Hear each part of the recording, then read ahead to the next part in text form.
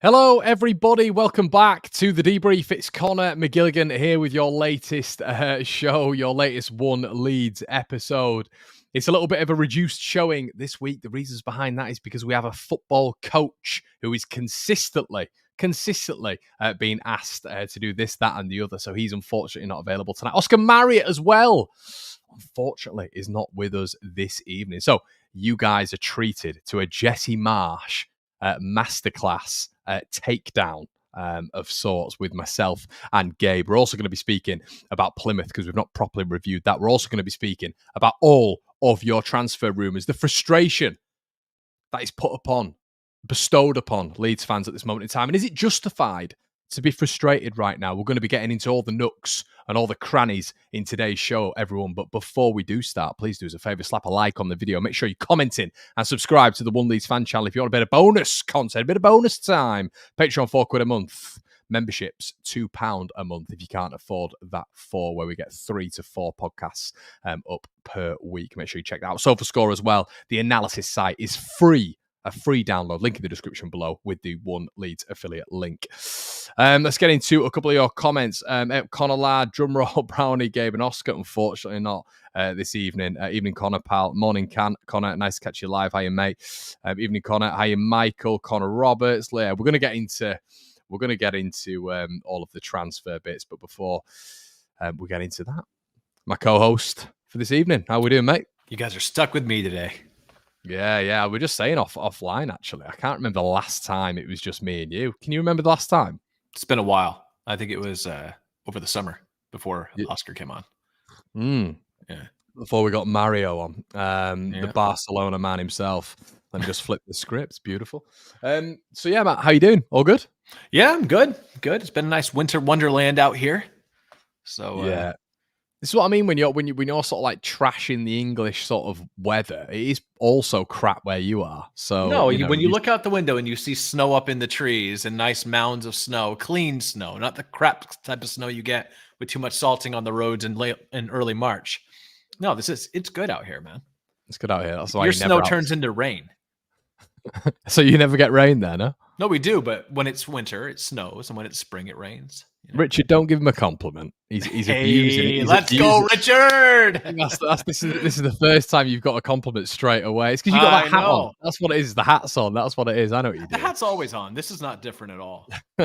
It's either that or the what do they call it? The Lloyd from Dumb and Dumber kind of do. Well, that's what me and you have apparently. So there you go. French crop.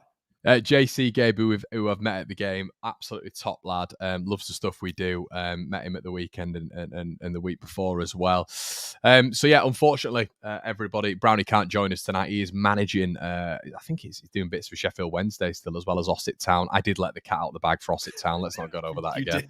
I listen honestly. I love the lamp behind you, Connor. What? Ooh, Michael. But Gabe, have we approached a show where we're getting compliments for the first time ever? You're getting compliments on your appearance. I wouldn't get too used to it. I wouldn't get. In fact, if our subscribers are half worth their salt, I expect them to abuse us in a couple minutes. So this is the deep breath before the plunge.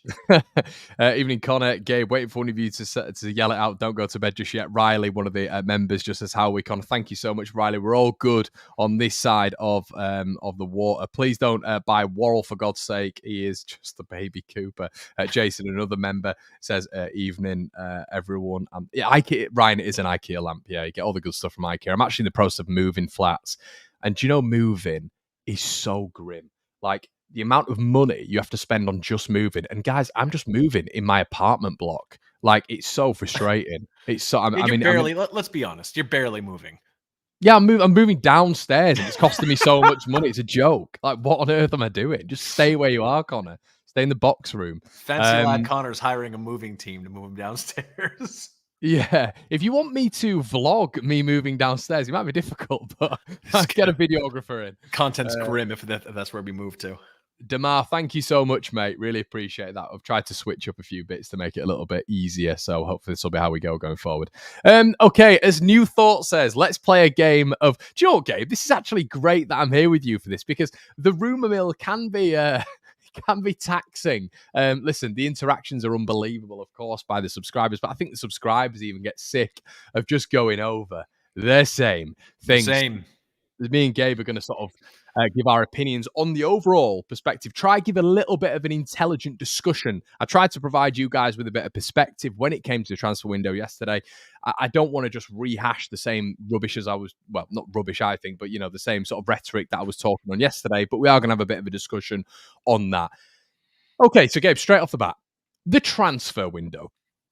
For me, if we are to bring players in this transfer window, the hierarchy at Leeds United, and I think this is why this has taken so long, are probably thinking financially about improving that starting 11. I personally don't think that Leeds United are going out there looking for depth options. I think what they're doing right now is, if they are scouring the transfer network, they're looking at players who can improve that starting 11.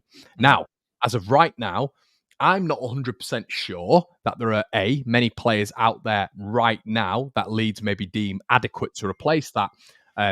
Anyone in the starting 11, and to sort of add to that, not just Leeds United as a framework and as a structure, but Daniel Farke, I'm not sure right now would probably honestly say, even in a press conference, that you can improve this starting 11 with our capital at the minute. What are your thoughts on it, mate? Is it realistic right now for fans to almost be in sort of like a meltdown period, or do you think it's realistic? Trying to think of something new to say, because what I've said over the past number of weeks is that Farke said it, that the club has said it, that if there's business to be had that improves us, clearly, you better check that while I'm speaking. I didn't. Sorry, Liam. I didn't even. Liam, if this is a troll, it's not funny. Liam, this isn't funny, Liam. I'm trying to be rational, Liam. I think Liam is trolling. I hope. Yeah, but you check it, and I'll keep yammering to the subscribers. So basically, I think, as you just said, there's not a whole lot on the market right now that would be a significant step up. You do want, great, awesome, Liam. Thanks, jerk. That's terrible. all the light just left my eyes. Yeah, that was the end of the that was the end of the debrief. Yeah. It's like we'll see you later. No, you're right. There's not a lot for realistic options on the market to jump right into the 11. Buying for depth is risky, especially this late in the window. You don't want to panic buy. Look, I know that we're sort of conditioned to think that if other teams make signings, you need to make a bunch of signings or whatever. But I think that in general, the bulk of the business we did was going to come over the summer, which it did. Now, we have been linked to some weird players that don't make a lot of sense. So I don't really trust the rumor mill. Any of the major signings we made, we didn't have like long-standing links to them. I think Kamara was the only one we sort of knew was coming in for a while. So, I mean, like, I think, what's the weirdest one you've seen us linked to, Connor? For me, it was Mark McKenzie from Genk. Didn't make any sense. That was a weird one. Not a weird one from my standpoint, but seeing his link with Ryan Kent for like the 9th window running is always just like, at least we didn't get any priorities. Yeah, true. Every season, link. But I just think right now, Gabe, in terms of, it's really, I've said this I still think we need bodies. I still think we do. And I still think we need to improve but I've always been, from the start of the window, when I've mentioned Ben Cabango, when I've mentioned Elias Share at the start, I mean, Cabango was just a shout of mine, but, other bodies as well. We've mentioned Michael Obafemi, we've mentioned Kiefer Moore, we've mentioned so many players. The issue is, it's improving that starting 11. And I don't think we go and do business, to be honest, that improves that starting 11. You look at a lot of the other clubs, Sensi, who looks like he's off to Leicester. He's going to improve that starting 11. Joe Rothwell, who's gone to Southampton, he will improve that starting 11. I don't see any addition right now that, from Leeds' perspective, is going to enhance that starting 11. He loves Archie at right back. I think he likes what's going on with Firpo. He likes what's going on with Sam Byram at the back there, that duplicate. I think people are talking about Charlie Taylor. That would be stunning if that happened. That's another link we get every year. Yeah, Charlie is. Yeah, and I don't get that. Like, that would make no sense. Last year. Yeah. So the Godfrey deal, as Render said, I just don't, from a Godfrey perspective, I just wouldn't be doing it. It just would make no sense to me. Wage And that's bill. the big thing, isn't it? I think but as a player, Gabe, as a player, he's never, if he wants to be playing centre back, which, is his position by trade, he's versatile, but he wants to be playing centre back, he's not going to get in. So what are we talking about here? Yeah, I feel the same way about Joe Worrell. I mean, if Pascal's hurt a lot more than they think, then maybe it makes sense, right? For some depth, but we're not letting Liam Cooper go anywhere. That wouldn't make any sense to me. As you rightly said, I think Farke is looking at his team. I think he says, I'm not saying I necessarily agree, but I think he thinks I've got 2 good right backs. I've got 2 good left backs for this division. I've got, with Pascal's coming back, we'll have 2 fit center halves, and then we have Ampadu that can drop in, and then he's named Charlie Cresswell back into the team again. He hasn't played any minutes, but he's back on the team sheet. So I think he thinks he has coverage there. You've got Gruev, you've got Kamara. I think there are some depth issues there, actually, if you're playing Ampadu in a center half position, but provided the center halves come back, you don't have to do that anymore. So I think they're probably just looking at, hey, we're not going to bring in a guy like Worrell or whoever it may be to boost up the wage. And for loans, I mean, like, honestly, like the Benson link never made sense for me, whether it be a loan or a permanent, because you have Nanto and Anthony both on the bench. They're 2 really good wingers. I would say, on their day, equal, if not better than the potential there with Benson. So I didn't really get the link. I think a lot of it's just noise.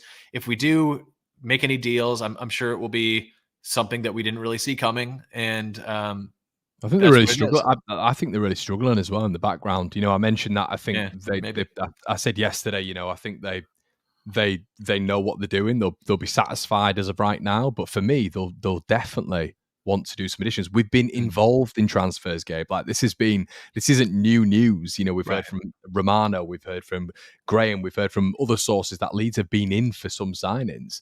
So we're not just ignoring this market, and Leeds evidently feel that they need to strengthen in certain areas. But it's not inconsistent with what they've said the whole time, Connor, is if we see an opportunity for good business, then we'll go in. They haven't thrown the kitchen sink at it. It's what they said they're going to do. And if a deal's to be done, then they'll make it. But if not, they feel good about the squad they have. I think it's consistent what they've said. And everyone said, from Farke to all the parties concerned at the club. So if we make some signings, it'd be good. But I think that's why before the window even started, I said maybe 2 max, because I just don't see them thinking that in order to get promotion, whether it be through playoffs or automatic spot, that they need to make a ton of deals. We'll see if that is a approach in the end, I suppose. But, Yeah. Daniel's in the building, always a really good contributor to the channel. Thank you, Daniel. Hi, Connor and Gabe. Gabe Winter is awesome, but not landing in JFK. I prefer JFK to Logan, but yeah, you're right, Dan. Yeah, the stories about JFK, crazy. Gabe, is that a mini bar in the background? I don't think it is, Gabe. Well spotted. Yeah, it is. Oh, is it? Yeah. Whereabouts? Oh, it is. Yeah, God, yeah, just above your head. We'll probably get a signing that we have never heard of. Paul, maybe. I've actually called that one off after maybe the commentary that didn't go down that well with Leeds fans. Obviously, he was part of the Norwich side, and I just thought I'll stave off that one, but there's definitely opportunity for that one for the future. But yeah, I think I'm on the same wavelength as a lot of Leeds fans and yourself, Gabe, to be honest with you. I think I still think a body or a 2 would be good. But I am sort of looking at it with a different head now. I am looking at it and thinking, listen, I want depth, but I just don't think, I don't know how you recruit. In all fairness, the one that does make sense to me is Joe Worrell. And I know that sounds crazy, but Worrell's not getting a lot of minutes now at Nottingham Forest. He's getting on a little bit in his career. But the difference is Joe Worrell and Liam Cooper. I think Worrell's a better player than Cooper. But overall, they're just a similar sort of profile. So it's a little bit like, why would we go out and buy Joe Worrell? Just you're going to have to buy a better center half if you get promoted. And, and I'm looking at Worrell, and I'm like, he's on Premier League wages, and he'll come down. Of course he will when it comes to Championship.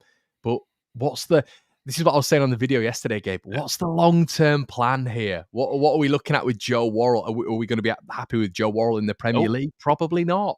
So this is the problem that they're facing at the minute. I think we've actually got a lot of adequate profiles in that starting 11. I actually think Archie Gray's thrown a massive problem in the mix, really, because in any other window, you replace Luke Ayling, you replace Jed Spence. but they just seem all right with Arca is having. happy with Shackleton as his backup right back, and he's happy with Archie as his starting right back. Yeah, I think he's happy with Liam and Cresswell as his 3 and 4 center half, and that's after, I guess, 4 and 5th center half because Ampadu. And so I guess in that metric, I imagine that if Gruev got hurt tomorrow, in training or whatever, he'd put Ampadu right back in the midfield with Kamara, and he would have Liam Cooper starting with Rodon or whoever. So this is clearly, in my estimation, they're not going to stretch their necks out in the transfer market. They think they have enough to win, and I don't necessarily think they're wrong. I mean, look, take what other teams are doing out of it. I know it's really hard to do that, but It's hard. But yeah, take what other teams are doing out of it, and just look at the players we have at every single position. At the number 9, and again, take tactics out of it and stuff. I know, the argument about Pirou and stuff like that being a 9. I get it, but Bamford and Pirou. You look at Somerville, Dan James, the way he's playing, Jaden Anthony, Willie Gnonto, our midfield, and then the center. That's a good enough side to get promoted. It is. Do you agree with what Andrew said? What Andrew said?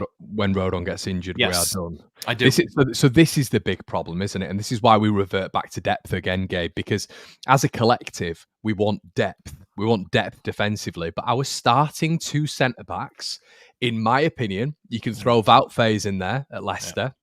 Yeah. In my personal opinion, Strauch and Rodon are the best 2 centre-backs in the division, or 2 of 3. They're definitely in the top 5. I 100% agree. But the thing is, I guess what I'd say is, for all the comments, and he's not alone here, many fans are making these comments, there isn't a second Joe Rodon waiting in the wings for us to sign to bring in if he gets hurt. So yeah, any team in the division, if they lose one of their best players, it's going to be much harder. Lars says, any truth in the Cooper to Blackburn? I think they were interested, but Leeds have knocked it back, and Cooper apparently wants to fight for his place, which is, it's good to hear. He's nowhere near good enough to start. Me and Gabe are of the same opinion there, and I think a lot of you guys are as well. Probably one that I'd like to see go out is Jamie Shackleton.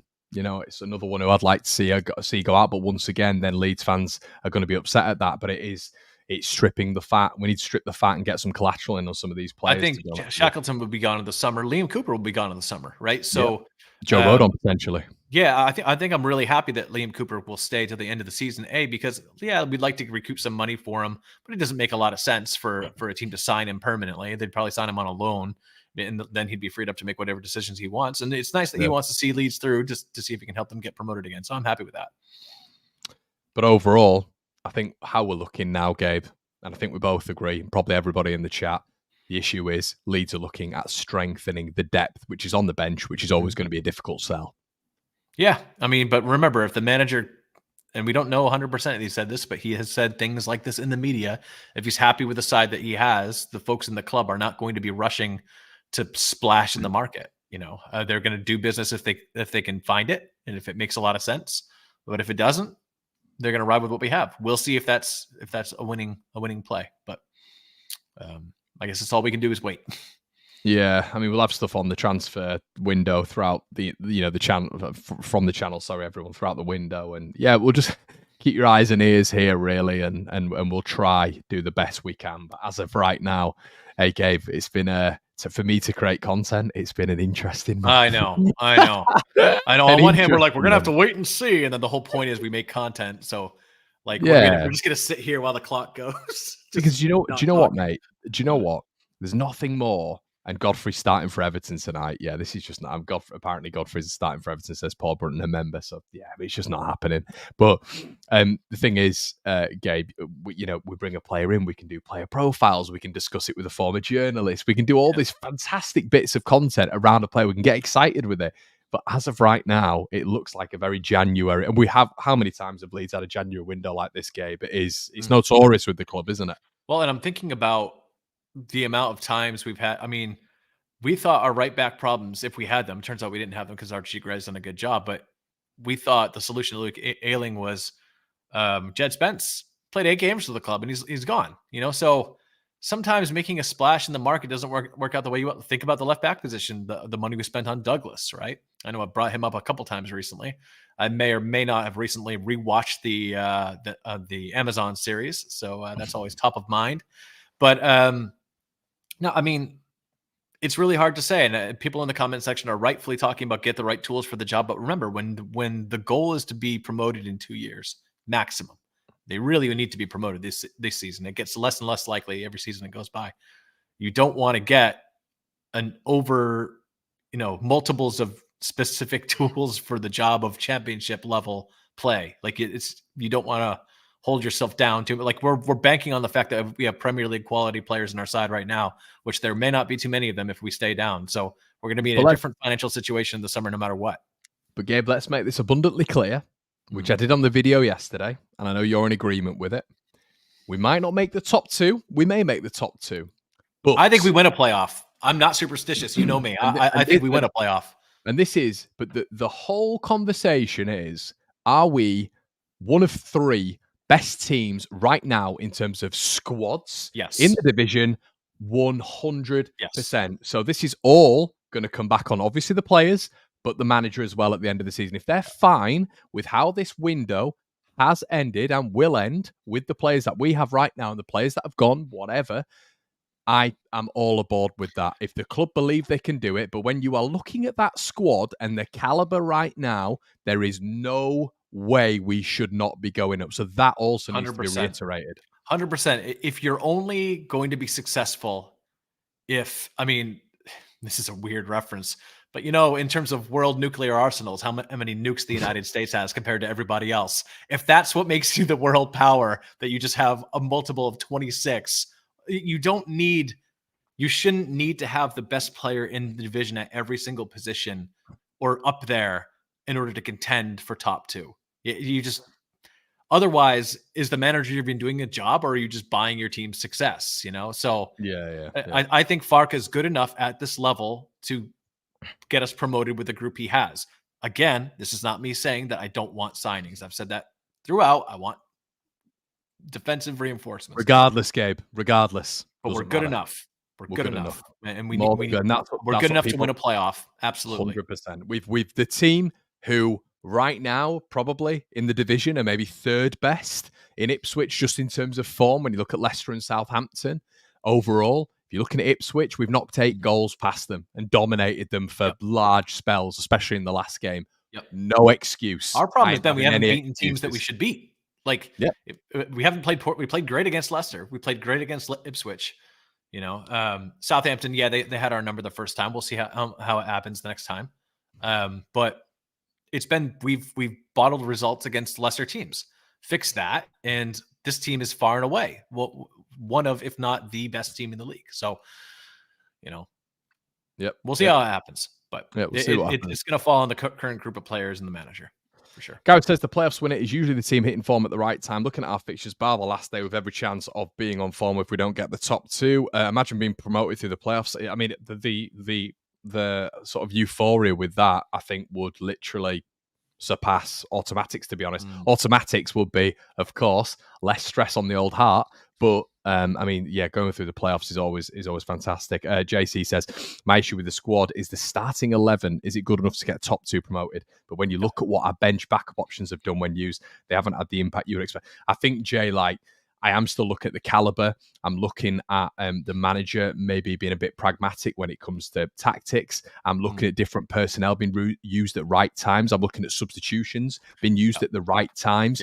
Listen, there's a lot of this which is, 100%, because he's going to get all the adulation if he gets us up, but a lot of it is on Daniel Farke. So listen, he's going to be judged at the end of the season by a ruthless group of businessmen. So his number one objective, they might come out and say, oh, we've got a plan here, The number one objective within this season is for Leeds United to get promoted by whatever means necessary. And when I say, Gabe, that I think we're going to end up in the playoffs, do you know what people say? Oh, you're negative, you're pessimistic. That's not me saying. That's not me saying Leeds aren't going to go up. That's not me saying that whatsoever. We should be going up through the playoffs if we're to land there. Yeah, and to respond to what Jay said there, I think that we have to give Daniel Farke his due for steadying the side. I mean, we're a really stout defense now. We don't leak goals like we used to. We're at times we're lethal in attack. We can put a number of goals past even the best teams in this division. On the flip side of that, maybe the substitutions haven't always been great. The squad hasn't really been rotated. Injuries have kind of forced him into that position now, and maybe he's been a little bit stubborn to make changes.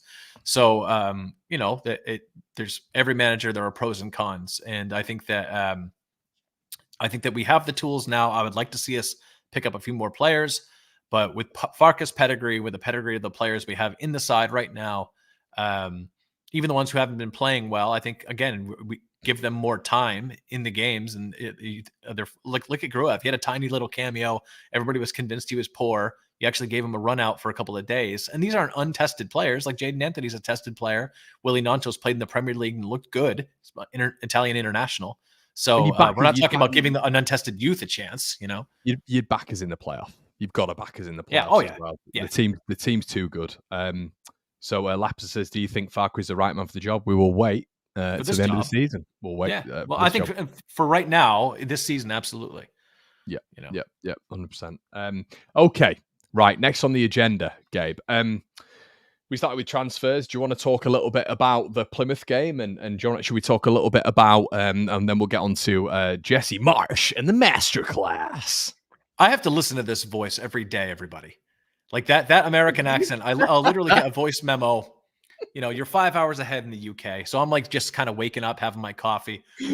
Hey, howdy, Gabe. You ready to talk about the roster? Makes me want to kill myself. It's terrible.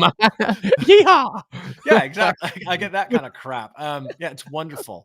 And I won't insult everybody here by trying to imitate a Yorkshire accent. I would never do such a thing. Yeah, don't do that. Quick one. Do you want to get on to? Should we get on to Jesse Marsch now, or should we move? Should we get on to Plymouth? Let's get on to Jesse Marsch. So we need a good. Yeah, woo! Let's talk about Jesse Marsch's masterclass. And what we're talking about here. I know all the jokes can come in before we even talk about this, right? I'm all up for a good Jesse Marsch joke. When you break up with somebody, and when you break up with them, of course, in order to cope, you have to just say that everything about them stinks. It's terrible. It's a toxic relationship. It's bad. I'm so much better for them being gone. And that may be true. But after a year, you'd think we'd be able to step back a little bit. Oh, look at that. Look at that photo. As I'm trying to say something reconciliatory, you do this to me. I can't even look at it. You try to look at it with more nuance, right? And it can be true that he needed to go. He should have been sacked before the match in question. God, Connor, this is killing me. But I think it's not enough if we're doing content like this to just say, well, he was bad. Well, what do we mean by he was bad? Let's jump into, and this is an opportunity for him in his own words to talk about one of his signature wins. And I think it was completely, it actually reaffirm some of the assumptions I made without knowing, because I'm not in the know with Jesse Marsch, some of my suspicions about what his real weaknesses are as a coach that aren't immediately obvious. It's such a simple joke. But see, so there's a comment by Jason Lee, the worst we've ever had. That's not true. It's not true. There are managers with a worse win percentage than Marsch. There are guys who have been, if only I had a cowboy hat. I'm from the Northeast. We don't rock that way. So we can say that Jesse Marsch was bad without going into delusional territory, right? And I think that it's important to engage with stuff like this and actually listen to him with curiosity, not an open mind, because we know that it wasn't good. But it's getting more and more unhinged. Connor, how much of this could you make it through with Jesse, though, before you started getting annoyed? He got me at the pronunciation of player names. Oh, it was. I know some of it's American stuff, but some of it. I need to get his face off. There's just something I can just imagine, just like Chris Somerville looking into that face when he's talking to him about the breakages of play and where he needs to go and what space he needs to exploit. And Somerville just sat there going, well, just make it simple, Jesse. Make it simple. But overall, he. I don't know if everybody's watched it, the masterclass, but it is well worth it. It's interesting. It is very, very interesting. And listen, I think overall we have to take the perspective. And I know as Leeds fans, Jesse Marsch isn't popular, but he's a very intelligent bloke, and I do think he's very articulate. Aside from, when he's starting, let's just get into the pronunciation of the names. Okay, so we'll start with. We're going to get into the actual tactics in a minute, but we do have to take the mick a little bit because some of these name pronunciations our own players, number one, but number two, also Liverpool. It's just Struick. no, that's what Oscar says. But Stroik, he said. He's called him Pascal Stroik, which that actually, I don't know how you pronounce his name, to be fair, but I've never heard that before. So Elan Melier, he even pronounced Elan quite strange, didn't he? Like Elon Musk. And then who was the other one as well? He got all the American names spot on, didn't he? But Mark Roca, I was like, yeah, Mark Roca. He said that as well. Roca, I mean, to be fair, I'm sure you've not listened to the Spanish pronunciation of it. I know you. Oh, here we go. Oh God, right? Okay. Yes or no? Have you listened to the Spanish pronunciation of? Why would I have listened to the Spanish? Oh, that's right. Yeah. Why would I care what he calls himself? I'm gonna say Roca. He does not call himself that. He was in Yorkshire. We don't know. Himself Rocker. But it's just how he said it. As Louis says, Mark Roca. For some reason, he put like a flourish on Mo Salah's name. Mo Salah. It was like a flourish. That was weird. That was weird as well. Yeah, that was. It took me a minute to listen through that. So his pronunciations were pretty triggering. But overall, it was sort of everything we expected. Sort of Jesse sort of overcomplicating the message.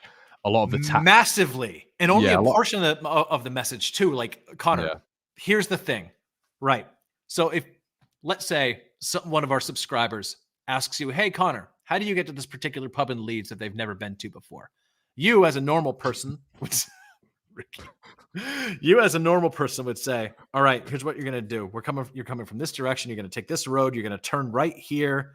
And if you get lost, call me up on the phone, right? Simple directions. See that big building, turn left there and you're there. Right.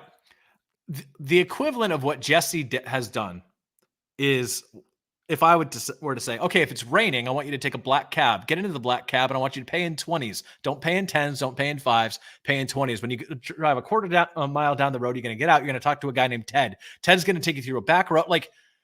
And this was just, when you listen to that masterclass, Jesse is talking about 3 lines of pressing. Now, he's not talking about the 3 different zones of the pitch. More salad. He's talking about 3 different lines of pressing, where the press starts. And it's all contingent upon who gets the ball and who's the first response. I calculated this. The simplest condensation of no, not condensation. The simplest condensing. Come on, Gabe. Of Marsch's principles here. If you overcomplicate Jesse Marsch, did you see my face when I did it? Like I'm caught in his vortex right now.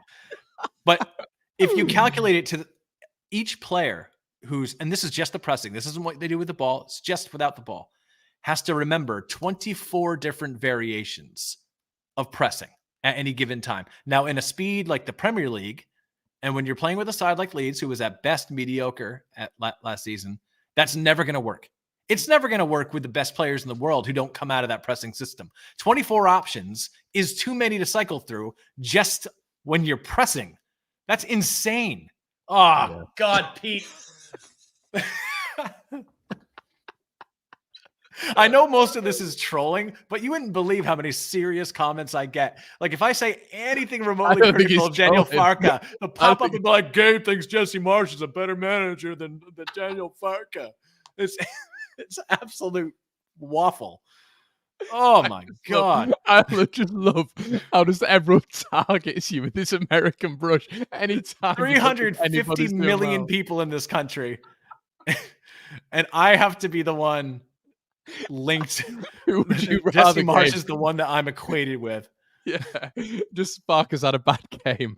I don't agree with what Farke did there. Who do you want in, Gabe Marsch? Yeah, but Jesse Marsch. No, I bet you want Bob Bradley as well. I bet you think that Berhalter coach is good. Anyway, the point is, it's not one of the things that I always thought about Marsch is that there's this miscommunication between the idea that a complex system is a smart system. Sometimes things require complexity. And sometimes what a good manager is somebody who can take complicated concepts and make them very simple for the players who are playing 1,000,000 miles an hour in the fastest league in the world. And to tell a bunch of players who don't come from a Red Bull pressing system, hey guys, at the end of the day, it's going to be 24 different variations you're going to have to play through. You're going to have to decide the right one, and all of you together. And if one of you fails, this whole system falls apart. What a stupid way to play. Stupid. He's And you can see a couple times it worked well. Like he talked about pressuring Gomez and getting a goal, but that's the exception rather than the rule. But the context of that game, look, I get. Oh yeah, me and you spoke about this, and look, it's an unbelievable result for Jesse. And when he's been interviewed, he's referenced that that Liverpool game a fair few times. It's a great notch on his belt, 100% beating Liverpool away, like the first time in front of crowds anybody's beaten Liverpool at Anfield since 2017. It was a great win. It was unbelievable. But at the end of the day, I think Leeds I don't think they'd won in 9. Ilan Melier, just for the context of the game, I checked out the stats, made 9 out of 10. According to Self Scottish, you can download the link in the description below. 8 big saves, which is absolutely staggering. And Nunes, I mean, Nunes somehow missed about 4 one-on-ones. So yeah, okay, great. And don't get me wrong, Leeds were okay in that game, but by God, Gabe, if you watch that game back, or if anyone watches just extended highlights, the amount we rode our luck in that game. So yeah. But I'm just saying, look, I'm not saying that it was a good tactical plan or that you should watch it saying, oh, this is the job that Jesse Marsch did against Liverpool. That's not what I'm saying. I'm saying that if you want a look into where the cognitive dissonance between Jesse Marsch's ideas and why he said, I think we're making progress. Because I guarantee he went to training every day. It's like, hey, they're getting these pressing concepts better than last week. Like, who cares? Like, honestly, who cares? So it's fascinating viewing. It's always going to be a big win in the history of the club, going to Anfield and winning. That's not easy to do. But in the end, probably should have been sacked before that, as we all were calling on, and we're happy to have. Hopefully, this will be the punctuation at the end of the Jesse Marsch sentence here. Although probably for as long as I'm on this channel, I'll get, hey Gabe, is Jesse Marsch your dad? Paul says, remember last mate, McKenny's mate coming for you, Connor. I do, mate. That was an interesting period on Twitter. Let's have a look at a few more chats. Team America, F yeah. Marsch is taking the Liverpool job next season. Imagine just the change. Wow, the change in expansive football to that. Does Gabe vote Trump? Gabe Lasso? We've got to read some of the membership chats out, obviously. Michael Whitley says, problem with Marsch was he just wanted the players to come round for his Sunday barbecues while he spouted off inspirational quotes. Nice guy, but his tactics got worked out quick in the Premier League. I think, I mean, that you're probably not far off there. I also think that the masterclass shows that Marsch was asking players, and I'm not saying that the players couldn't understand because they're dumb. He was asking players to do stuff to a degree of complexity that was completely unnecessary. Yeah, 100%. 100%. And so it's not even that he got found out all the time. It's that the players are like. But a lot of the great managers in football as well. If you ever hear interviews, like I remember hearing it's probably not a great example on a Leeds fan channel, but when you're talking about Ferguson, there'd be tactical tweaks there. But the beauty of Ferguson's management was he kept it simple. Mourinho kept it simple. You know, all the top managers, aside from some of the new breed, a lot of them, and when I say new breed, I mean in terms of you sort of Xavis, your Pep Guardiolas, your Nagelsmann, a lot of them keep it very, very simple. But with Marsch, it was almost like that complexity really killed him off in the end because the players clearly weren't taking those messages on. No, and I don't think it's realistic. Again, like I sat there and listened to him talking about the different types of pressing and the conditions that have to be hit for those players to go and make their decision on how to go together. And I'm literally doing the math, and I'm like, at minimum, each player has to scroll through one of 24 different conditions. It's just too much. It's a stupid way to play. And maybe it works great in Football Manager. I don't know. But it's almost like you do wonder if it was like, and as well, just we always talk about that transition, Gabe, from Bielsa to Marsch. And obviously Bielsa wanted so much from the Leeds players, but cognitively they took it on, and fitness-wise they took it on as well. So it was complex, but the message was clear to the players. They took it on. Yeah. They were brilliant within. I mean, he was there for 6 weeks, and they took it on immediately. I think a lot of that, the basis of that, was fitness, of course, but the tactical ingenuity of the man was taken on straight away. And I think almost you went from one side, which was Marcelo Bielsa, which was very complex and detailed in itself, and brought certain results and a certain style of playing. And then you're not bringing someone in a strange sort of way. A Sam Allardyce coming in after Marcelo Bielsa would have still been horrific, may I just say. But Right. just the simplicity of Yeah. that immediately after the complexity of Marcelo Bielsa would have probably been a good medium. The problem is you've got one side of things in Bielsa, which is so complex, and then another side of things, which is so complex, but a complete different variant of style of play in Marsch. It must have been You so said something confusing. really important there, Connor. So for Marcelo Bielsa, it was a complex system, but as far as the players were concerned, the way Marcelo Bielsa communicated, or he didn't even have to communicate in the native language here. Nope. What's most interesting about the brilliance of the man is when he breaks down the holistic map of how he plans out a game. It's very, very complex. But in the same way as a chess player doesn't explain to the queen how the other pieces move, you just move the queen. He clearly communicates to the players, this is what I want you to do. Yeah. Here's where the chance is going to come. You have to do this. And I don't care. Like, they're like, well, what about, no. You do this and watch, it'll happen. We don't want you to, with Marsch, it was almost like he wanted to explain to every piece on the board what every piece on the board needed to do at all times. And it's indicative of poor management, not good management. It's like, yeah, he may have a good tactical mind in a way.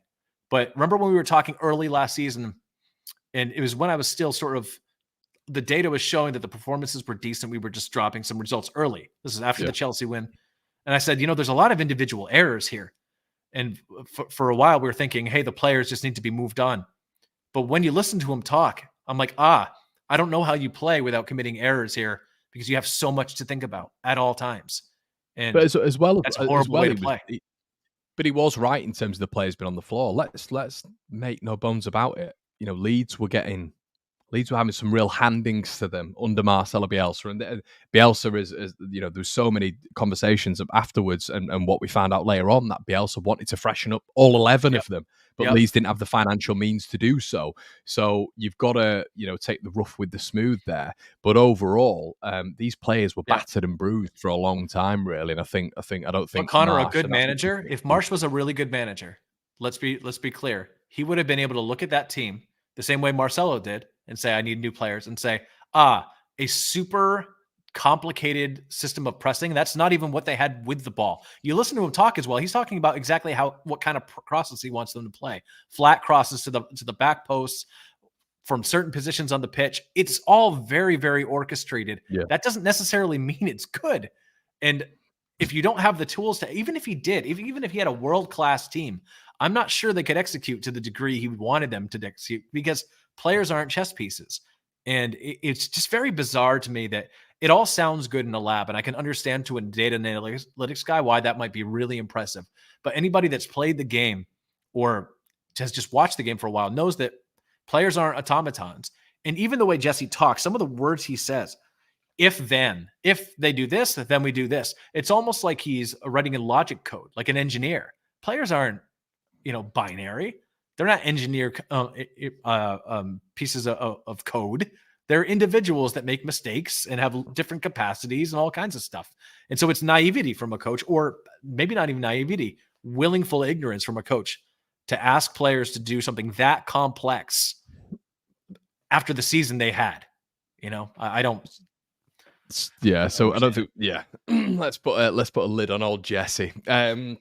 And listen, he's in the media at the minute, so you presume. Apparently, my dad. Yeah, he is sort of. You've kind of got a weird look about him, but I don't like Americans do have a certain look about them, and obviously you and Jesse fit into that. So, Americans got a certain look about. You've definitely got. For God's sake. You got a certain look about you. Not all of us wear the red, white, and blue all the time, pal. Okay, let's move on. Plymouth. Let's get into that and your thoughts on that. A 1-1 result. Obviously, I was down at the game. Don't think it was a great performance. That first half was decent. Let's not absolutely beat it to death when it comes to overdoing it. But what we all sort of like summarising thoughts on it, mate. Once again, we've seen those games too often this season for Leeds United. It needs to change, doesn't it? Yeah, I suppose. Look, I'm not going to pretend that I said that winning the cup was a major priority for me. I think I've said throughout that I didn't think it was a priority for us. But still, you want to see more consistency in the performances. And once again, we had a dominating first half. We didn't maybe get enough on the board. We let in a soft goal, and we're not as sharp in the second half. We don't make a lot of changes, and we kind of sleepwalk our way to a disappointing result. That's against a team that we should be battering, even with a weakened side. So they were bad. They were really bad as well. Yeah. I mean, they're what, 15th on the table? Worse, 18th? They were just really, really poor. I thought they Yeah. were a poor team. Yeah. So it wasn't an incredibly. I wasn't shocked by it. I've seen us play this way before, and it was, again, I'm not going to be outraged about it because I think I said that focusing on the league is more important. So fine, but You're not sort of are you making that into something in your head where you're thinking, because obviously we've seen this with Rotherham, we've seen this with Coventry. There's definitely been standouts where Leeds have sort of replicated those styles of performances, and I think for me that is a generalised outcome. We all know that needs to change quickly, I think. Yeah, and look, if this was a league game, I'd be pissed off. But since it's not, again, I've come on this show and talked about how I don't think this cup deserves a full, strong lineup, and I think that we should really focus on the league. So, I can't now be upset about it. So, but yeah, obviously it wasn't a great watch. It wasn't, and again, it was to fixate on one point. Yeah, is it a decent finish from Plymouth? Sure, it is, but a good keeper makes that save. Doesn't hit it very far away from Melier, and it's not struck particularly hard. Yeah, I got absolutely.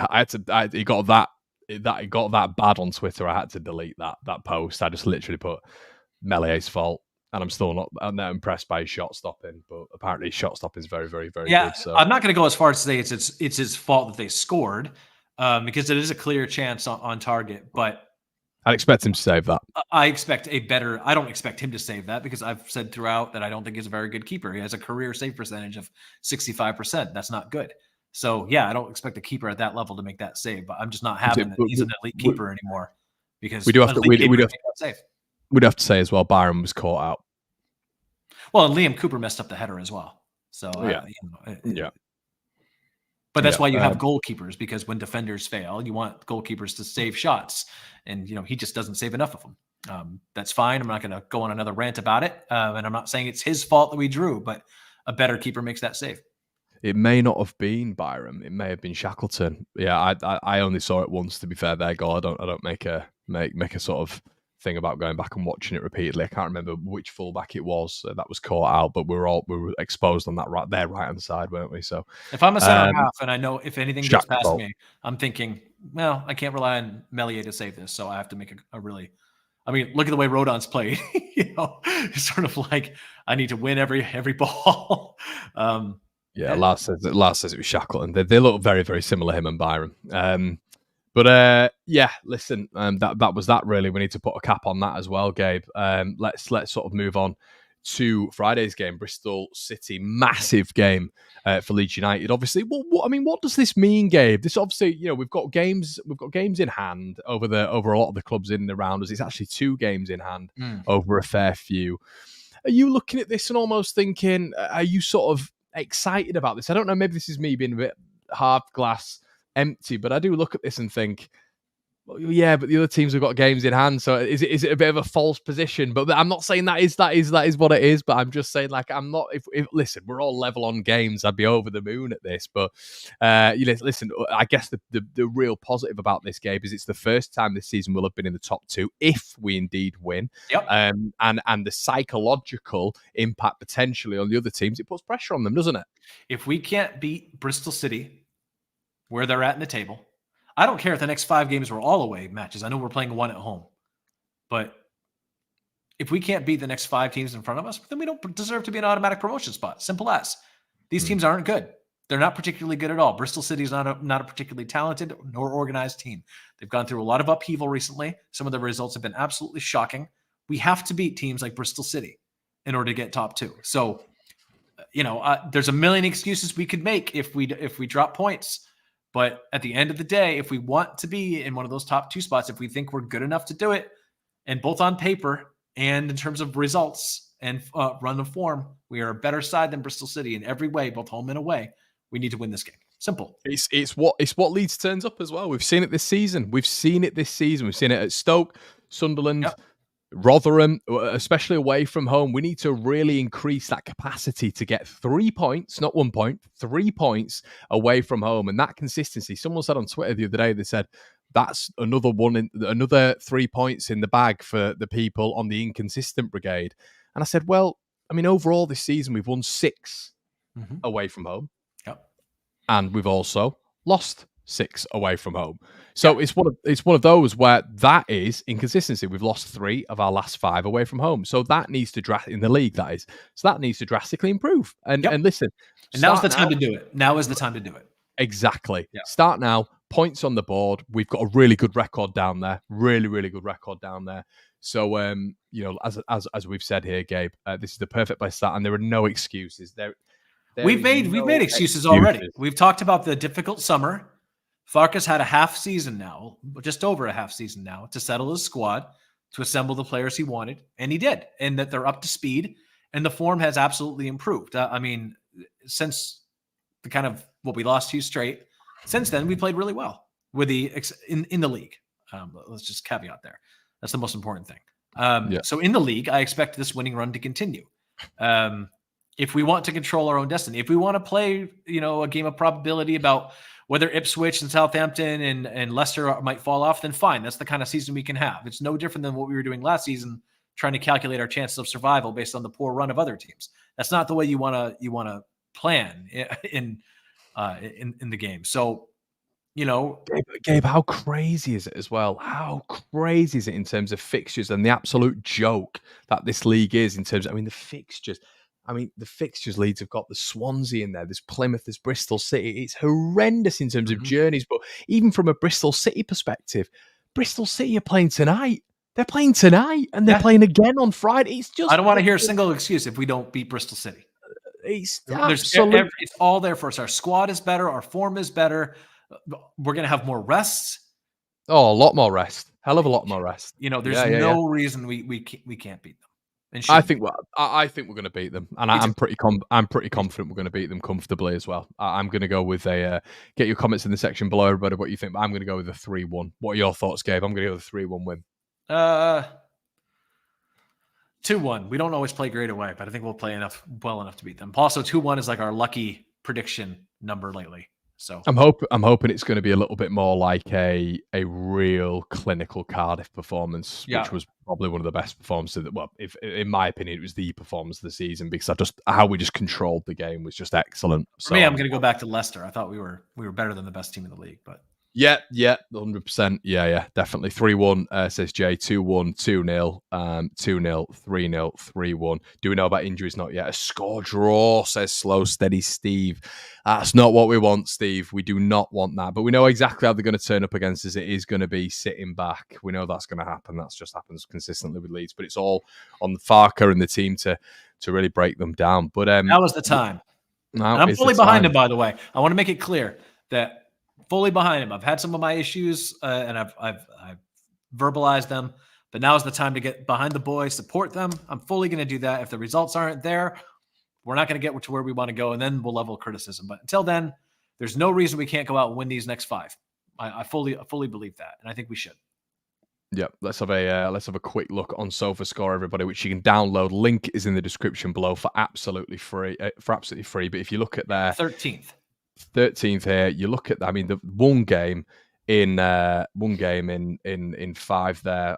Pretty impressive win that, but it was away from home against Watford. Actually, very impressive win that game, isn't it? 4-1. Look at how horribly inconsistent they are. Yeah, very. The goal difference isn't great as well, and they've got 11 losses in there. So if we just look at that Bristol City side, 20 points behind us, Connor. 20 points. Yeah.